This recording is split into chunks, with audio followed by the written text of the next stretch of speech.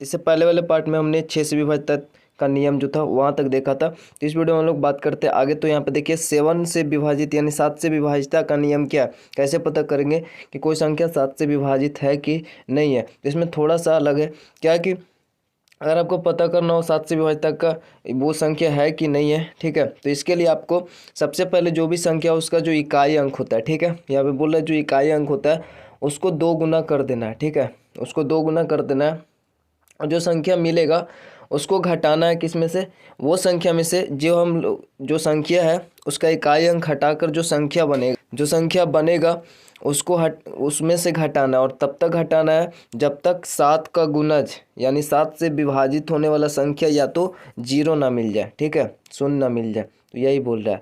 या फिर अगर ऐसा हो कि जो हमने दुगना करके जो संख्या बनाया है वो अगर घटाने वाला संख्या से अगर वो बड़ा हो तो फिर आप उल्टा करके घटा दे, लेकिन घटेगा छोटा में से बड़ा में से छोटा, ठीक है, बड़ा में से छोटा ही घटना। अभी एग्जाम्पल से इजीली आपको समझ में आ जाएगा। जैसे ये हमारा एक संख्या है, अब पता करना है कि ये 7 से विभाज्य होगा कि नहीं होगा। तो इसमें जो 4 है ना इसको आपको हटा देना है, ठीक है।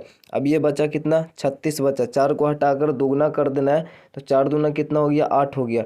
अब इसमें से 8 को घटाएंगे, ठीक है, अभी इसमें से 8 घटाएंगे तो कितना बचेगा आपका, 28 बचेगा। अब 28 देखिए 7 से कटता है, हाँ, तो 7 से कट जाता है, 7 चौ 28। इसीलिए ये जो आपका 364 है ये भी आपका 7 से कटेगा। तो ये तो हमारा पहला तरीका है ढूंढने का।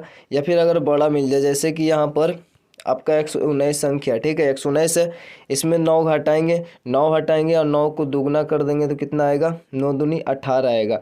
9 हटाने पर यहाँ पे संख्या बचता है 11, ठीक है। अब ये इस 11 में से इसको घटाना ना 18 को, लेकिन यहाँ पे देख रहे हैं कि ये छोटा है और ये बड़ा है, इसलिए हम लोग 18 में से 11 को घटाएंगे तो हमारे पास बचेगा कितना, 7 बचेगा। अब ये जो 7 है वो यहाँ पर देख सकते हैं कि अगर इसमें से घटाएंगे तो 7 बचा। अब 7 तो 7 से विभाज्य है ही, ठीक है, तो विभाज्य है इसका मतलब ये जो भी संख्या है ना वो भी 7 से विभाज्य होगा, 119, ठीक है। ऐसा कोई भी बड़ा सा संख्या हो तो आप इस प्रकार से पता कर सकते हैं, ठीक है। या फिर 0 आ जाए तो भी वो 7 से विभाज्य होगा।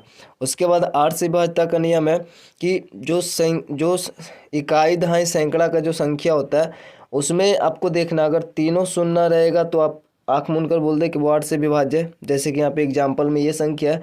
या फिर आप जो इकाई दहाई सैकड़ा के स्थान पर जो संख्या है वो अगर 8 से विभाज्य होगा तो उसके बाद जितना भी संख्या हो वो भी 8 से विभाज्य होगा। जैसे कि यहाँ पे ये वाला एग्जाम्पल अगर आप देखें ये वाला संख्या को, तो यहाँ पर लास्ट में जो 3 गो है इकाई दहाई सैकड़ा का संख्या 864 है, ठीक है।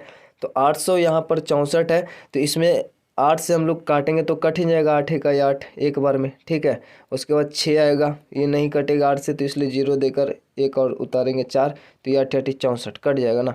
तो ये कट जाता है, इसका मतलब इसके बाद जो भी संख्या ना यानी टोटल संख्या ये 8 से विभाज्य होगा। तो बस 3 अंक का अगर कट जाए लास्ट वाला तो ये टोटल संख्या चाहे जितना भी बड़ा हो वो 8 से कटेगा, ठीक है। तो ये था 8 से विभाज्यता का नियम।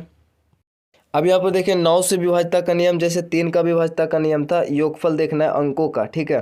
तो यहाँ पर वही है कि अंकों का योगफल, अगर दी गई संख्या के अंकों का योगफल यदि 9 से पूरा पूरा कट जाएगा, ठीक है, या भाग लग जाता है तो 9 से विभाज्य होगा वो संख्या।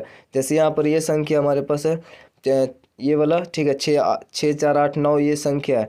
इसको अगर देखना है कि 9 से कटेगा कि नहीं, ठीक है, यानी 6 4 8 है 648, उसमें 9 से विभाज्य है कि नहीं, तो ये विभाज्य है। क्योंकि यहाँ पर देखिए 6 4 8, 6 + 4 + 8 अगर जोड़ेंगे तो 8 4 12 6 18 आता है, जो कि 9 से कट जाता है। इसीलिए ये टोटली संख्या जो बना हुआ है वो भी कटेगा, ठीक है। तो इस प्रकार से आप देख सकते हैं, चाहे जितना भी बड़ा संख्या हो उसको योग करके आप जांच कर सकते हैं। 10 से विभाज्यता का नियम काफ़ी सिंपल है, अगर लास्ट में एक शून्य दिख जाए तो वो 10 से विभाजित होगा हर हाल में, ठीक है।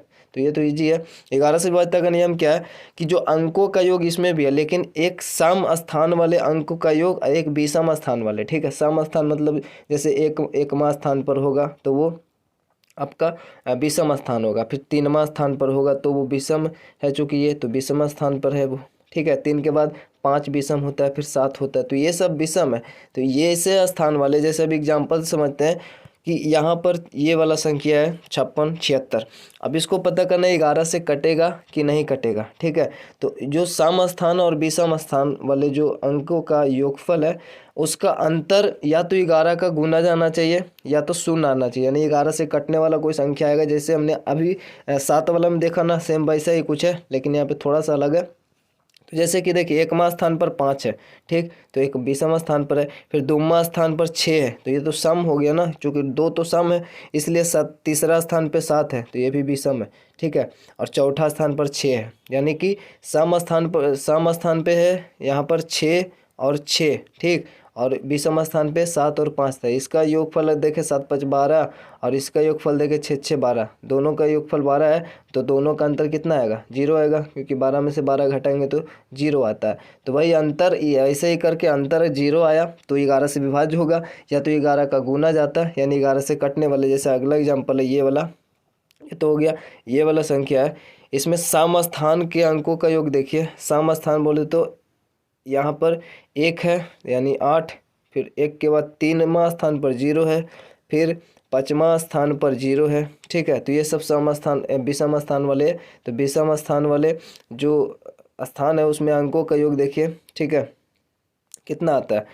इतना आता है, 0 0 8 है, क्योंकि ये देखिए एकमा स्थान विषम है, फिर 3वां भी विषम है 0, 5वां भी विषम है, तो विषम यहाँ पर ना होगा। विषम स्थान वाले जो अंकों का योग है वो 8 आता है। जबकि हम लोग सम वाला अगर देखें तो दोमा यहाँ पर 2, फिर 3 4 6 आता है, और 5 6वां स्थान पर 5 आता है, तो 6 5 9, यानी कि यहाँ पर सम स्थान विषम वाले सम स्थान नहीं हुआ ये, तो यहाँ पर 6 5 11 8 19 हुआ, ठीक।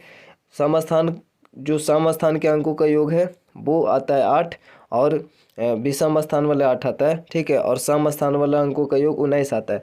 तो दोनों का अंतर आना चाहिए 11 का गुना या तो 0। तो यहाँ पे 19 में से 8 को घटाएंगे तो आएगा 11 ही, ठीक है। तो 11 आता है, तो यहाँ पे देखिए 11 से ये विभाज्य होगा, ठीक है, क्योंकि 11 ही आता है। जो 11 का गुना, या 22 भी आता तो 11 का गुनज होता है। गुनज का मतलब 11 22, इसमें 11 जोड़ते जाएंगे, फिर 33, तो ये सब 11 का गुनज है। तो ये सब आना चाहिए या तो 0, ठीक है। तो बस वीडियो को एंड करते मिलते हैं नेक्स्ट में, तब तक के लिए जय हिंद जय भारत।